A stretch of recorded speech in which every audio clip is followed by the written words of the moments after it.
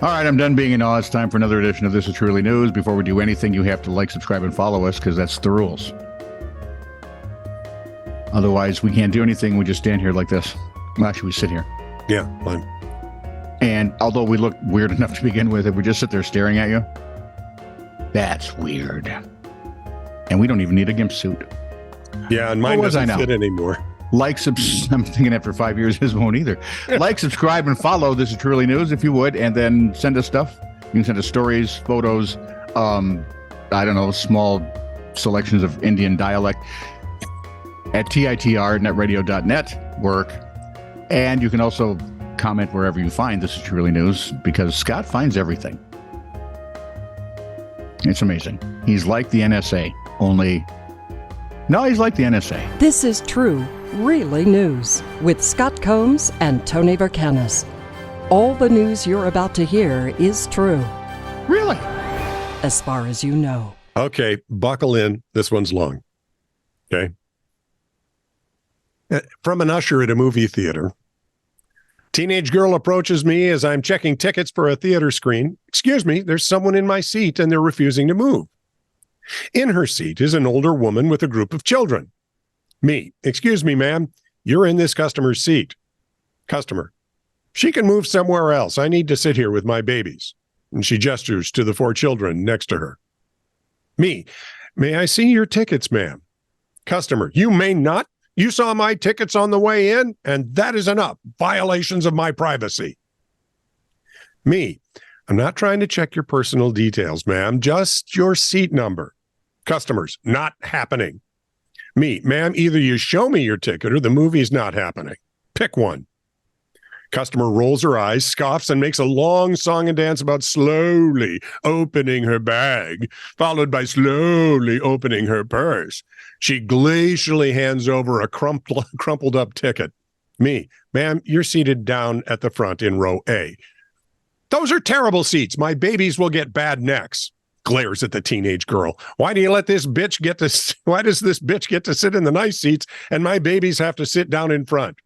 I love it when grandma takes the kids. Right? Me, please let this customer have the seat that she paid for, or I will have to ask you to leave. I'm not moving. Me, security to screen 7, please. We have a customer who needs escorting from the premises. Are you serious? Fine, I'll move. Customer stubbornly remains in her seat, and the security guard's unable to remove her. But he can't physically touch her unless she's being violent, so we have to wait for the police to come and forcibly remove her, by which time the movie is half an hour late. I was going to say, everybody is just sitting there watching. Yep. Well, this might be more entertaining than the movie. Now the kicker. The 4 kids next to her, mostly teenagers, have been silent and well-behaved during the whole interaction. Since the movie is a PG-13 and it's the middle of the afternoon on a Saturday, I ask them if they'd like to accompany their mother or stay and watch the movie. Kids look up and say, "It's not our mother. We don't know that woman." They thought she was talking about someone else. 2 things. Yep, they're teenagers and Booker, Dano. I think they just wanted to see what was going to happen. I think they were enjoying the show. I'm betting most of the theater was enjoying the show. The movie had better be good. Yeah, I was going to say. Because right now you got straight up competition. Because the shorts before the movie were awesome. See, I never liked it. I like long pants. Yeah. While inside a haunted house on Halloween night, a Florida man, because, well, had to be. That's where we keep them. Dressed up as an FBI agent. Dum, dum, dum. And allegedly struck a victim in the face with a BB gun, claiming he thought the target was just a statue, not a scaring player. The free haunted house was constructed inside the Seminole home of the 47-year-old male victim. The advertisement asked, "Are you brave enough to make it through the manor and get some treats?" Only it said it, in a scared, creepy voice. Police say, Fine. Police say 20-year-old Angus Schusser. I think he's mad about being named Angus. Or Schusser. The 20-year-old Angus, boy, that's never going to get old, entered the residence wearing an FBI jacket, body armor, and carrying an airsoft gun that resembled a Glock. That's very FBI-ish. Yeah. Don't they carry Glocks or they carry Berettas? I have no idea what they carry. As he moved through the house, Schusser went around a corner to where the... Is it Schusser or Schusser? It's going to be Schusser. Schusser. Make it musher. Angus went around the corner to where the victim was standing while dressed in costume. The homeowner was not acting as a role player at the time, according to the complaint. So the 6'4", 210-pound Schusser, cops say, turned away from the victim, grabbed the airsoft gun from a hip holster, and then smacked him right in the face. Caused a bit of an injury under the victim's eye. He started laughing, was not apologetic at all, and told the victim, I thought you were a statue. The defendant then ran from the home of the victim, ran to the front door, betraying what he was actually thinking at the time. As the victim followed him to prevent him from leaving, the bloody homeowner was treated at the scene by EMS, while Angus was arrested by sheriff's deputies for aggravated battery, possession of bulletproof vest during the commission of a felony, and the airsoft gun was seized as evidence. He finally bonded out at $15,000 on the felony counts. He lives 4 miles from this place. Well, let's just put it, he lives now 4 miles from this place. I don't know where the closest prison is, but I'm thinking he may live there for a little while. Spend a little time. That's idiocy on the hook. I blame this on his parents. Why? Angus? What were you thinking? Angus. I'm naming the child Angus. No, that's too normal. How about Dingus? No, that's too weird. How about Angus? Sure, that'll work. Well, they could have named him Painful Rectal Itch. I think that was probably his middle name. Angus, P.R.I. McTavish Dundee. It just goes nowhere good. From the Flathead Beacon Police Blotter. Oh, good. Normalcy. 9:57 a.m. Is that in the morning? Yes. A driver hit, there's two 957s. Did you know that every day? I did. So a clock that stopped at 9:57 will be correct at least twice. A driver hit 64 in a 45 mph zone while putting on her makeup. That might deserve a call to 911. Come on. How do we know? Somebody was obviously following her. At that 64. speed. Yeah. Right. 10:22 a.m. Someone who called 911 sounded like they were underwater blowing bubbles. See, it's only fun until the caller drowns. Then all bets are off. Then it gets weird. 11:02 a.m. A thief made off with a quart of oil. But I think he's just going to try to grease the skids a little bit. 1:59 p.m. 6 sheep were roaming the area. Hello, 911.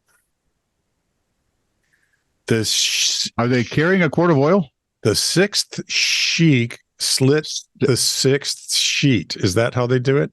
I have no idea because I ain't going there. Hey, 4:35 p.m. I had enough trouble with Schusser, Angus. 4:35 p.m. A caller was concerned their monkey had been missing for 2 weeks, but the caller was laughing the whole time and didn't know what address the monkey was missing. So I'm thinking alcohol was involved. No, really. See, that's what you got to do. When you leave the monkey alone, you should probably take his ID. It's just, just don't. So you know. Yeah.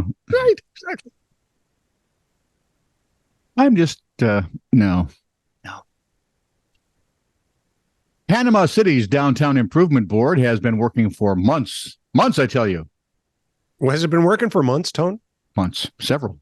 On a plan to implement a downtown entertainment or social district in which people could openly carry alcoholic beverages on city streets within the district. A lot of major cities have these now. Well, heck, some minor cities do. Anoka has it during the Halloween celebration that we just played at. Which starts in June and ends in April. And all the bars are collectively on one street, so they block it off and let people walk. And Panama City's not huge, but anyway, it's kind of nice, right? You can grab and wander about. That's what could go wrong there. Don't list them. Numerous cities across the Southeast, particularly those in tourist destinations, have done the downtown entertainment district thing. Many with great success.